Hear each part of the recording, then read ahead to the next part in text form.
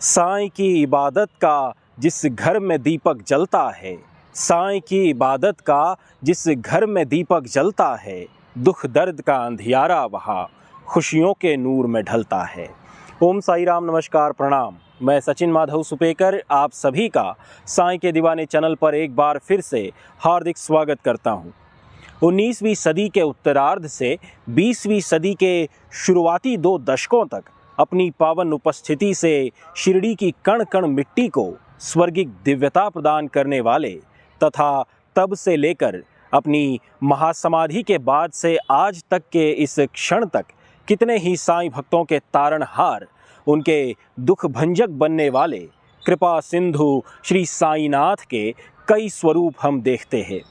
पिछले कुछ वर्षों में सोशल मीडिया की वजह से बाबा के कई सारे फोटोग्राफ्स हम साईं भक्तों तक लगातार पहुंचते रहे हैं, जिनमें कुछ तो ओरिजिनल होते हैं और बहुत सारे कैप्शन में लिखे गए गलत दावों के साथ फेक फोटोग्राफ्स भी शेयर किए जाते हैं। इसी विषय पर हम 2 वीडियोस कर रहे हैं, जिसमें हम बाबा के रियल फोटोग्राफ्स के पीछे की कहानी बताएंगे और बताएंगे फेक फोटोग्राफ्स की असलियत भी। तो आइए शुरुआत करते हैं आज के इस पहले भाग को। स्क्रीन पर अभी दिख रही तस्वीर बाबा की ओरिजिनल फोटोग्राफ है। इसमें बाबा हाथ में किताब पकड़े हुए उसे बारीकी से देख रहे हैं। हाथ में संत तुकाराम की गाथा लिए बाबा की यह एक दुर्लभ तस्वीर है। एक बार गुरु पूर्णिमा के दिन कई भक्त बाबा के पास आए थे, तो उनमें से किसी ने संत तुकाराम की यह गाथा बाबा के सामने रख दी ताकि बाबा अपने आशीर्वाद के साथ इसे उन्हें लौटा दे और वे इसका अध्ययन कर सके। हालांकि बाबा ने यह पुस्तक उस भक्त से लेकर एक दूसरे भक्त को ही सौंप दी थी। यह तस्वीर मराठी साई सच्चरित के पहले संस्करण में प्रकाशित की गई थी, जिसका कैप्शन लिखा गया था, तुकाराम की गाथा हाथ में लिए हुए बाबा। यह द्वारका माई में बाबा की सहमति से ली गई फोटो है। दरअसल सीताराम एंड कंपनी के श्री वासुदेव सदाशिव जोशी और उनके मित्र चिदंबर राव गदरे बाबा के प्रति समर्पित थे। वे अक्सर शिरडी आया करते थे। एक बार श्री जोशी ने अपने मित्र गदरे को 10 रुपए दिए और कहा कि इसे बाबा को दक्षिणा के रूप में दे दो। उन्होंने एक और भी अनुरोध किया कि आते वक्त उनके लिए बाबा की एक तस्वीर लेकर आना। गदरे 10 रुपए लेकर निकले और द्वारका माई गए, बाबा को प्रणाम किया और जोशी जी की दक्षिणा दी और वे वही चुपचाप बैठे रहे, क्योंकि उनमें तस्वीर के लिए बाबा से अनुमति मांगने का साहस नहीं था। बाबा भी इसी तरह काफी देर तक मौन रहे। गदरे जब निकलने लगे तो जाने से ठीक पहले बाबा ने खुद ही उनसे तस्वीर लेने को कहा। बाबा ने उनसे कहा कि लाभ के लिए तस्वीरें नहीं बेचनी चाहिए, और फिर उन्होंने गदरे को उदी और प्रसाद भी दिया। वेब मीडिया और सोशल नेटवर्क पर यह तस्वीर श्री साईं बाबा की मूल तस्वीर के रूप में प्रदर्शित की जाती है, लेकिन यह एक फेक तस्वीर है। बाबा अपनी तस्वीरें लेने के लिए रेयरली ही अपनी सहमति देते थे। इनमें से अधिकतर तस्वीरें साल 1900 के बाद ली गई थी। उस समय बाबा युवा नहीं थे। अभी स्क्रीन पर दिख रही यह तस्वीर पहली बार वर्ष 1930 में मनोरंजन नाम की पत्रिका में प्रकाशित हुई थी और श्रीपाद केशव नाइक ने इसका कैप्शन लिखा था, श्री समर्थ शिरडीचे साईं बाबा। हालांकि यह तस्वीर कर्नाटक के गुलबर्गा जिले के सार्वभौम दत्त संस्थान विट्ठल चैतन्य विश्रांति मठ के श्री अद्वैतानंद सरस्वती बाल ब्रह्मचारी स्वामी महाराज की है।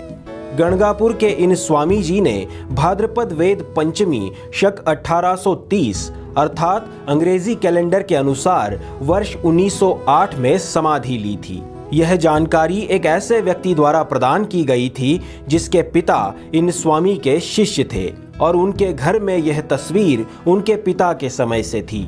इसका संदर्भ हमें साईं अनंत मैगजीन के जुलाई 2009 के 14वें अंक में मिलता है। यह साईं बाबा की असली तस्वीर है। इस तस्वीर में बाबा पैर फैलाकर बैठे हुए हैं। बाबा के बाई ओर म्हालसापति तथा दाई तरफ श्यामा बैठे हुए हैं। बाबा की गोद में सिर रखने वाले मुस्लिम लड़के का नाम भीका है, जिसका जन्म शिरडी में हुआ था।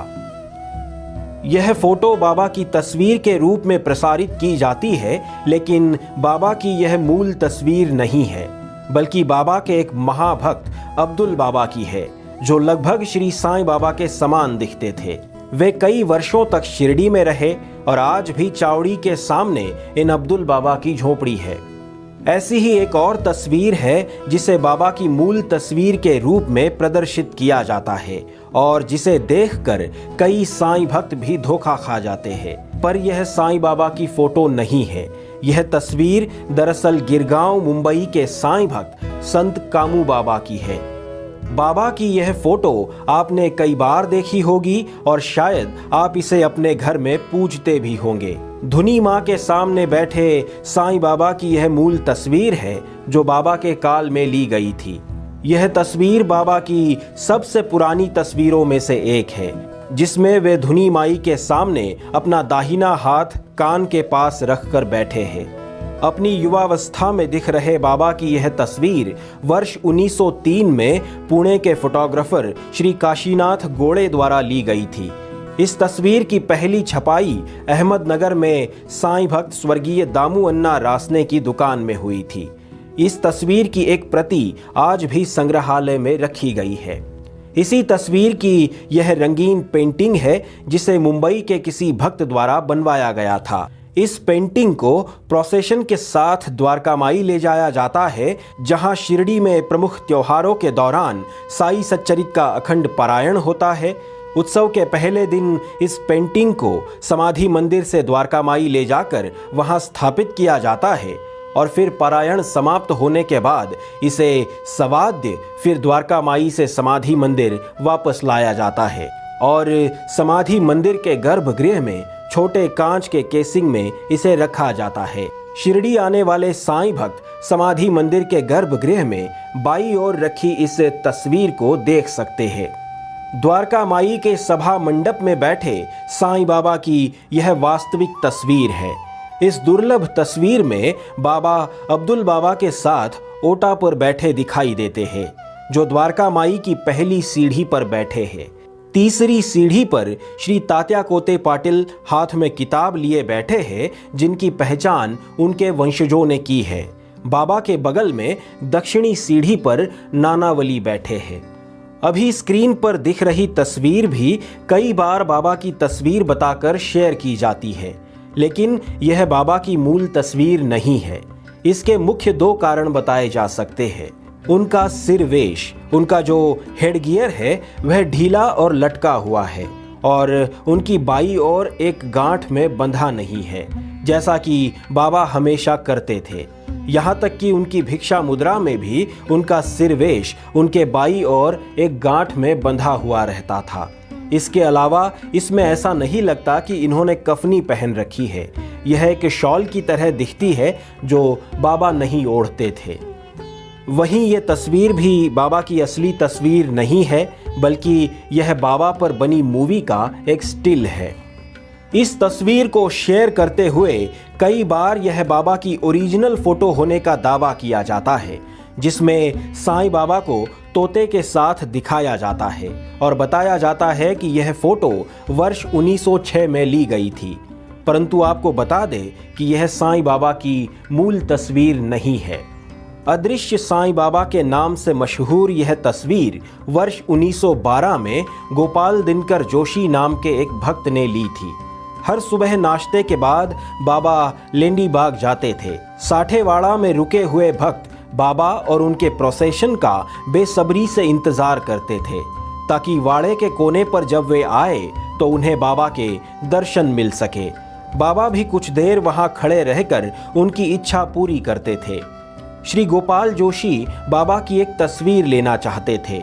उन्होंने अपना कैमरा बाबा के लौटने के समय तैयार रखा। ऐसा करने से पहले उन्होंने बाबा से उनकी तस्वीर लेने की अनुमति मांगी थी। उस पर बाबा ने कहा था कि मुझे अपना फोटो तो नहीं चाहिए, लेकिन तुम मेरे साथ आए भक्तों का फोटो जरूर ले सकते हो। लेंडी बाग से लौटने पर बाबा साठेवाड़ा के पास हमेशा की तरह कुछ देर खड़े रहे। श्री गोपाल जोशी ने उस अवसर का लाभ उठाया और बाबा की यह तस्वीर खींच ली। श्यामा ने यह देखा और बाबा को बताया कि जोशी ने उनका फोटो लिया है।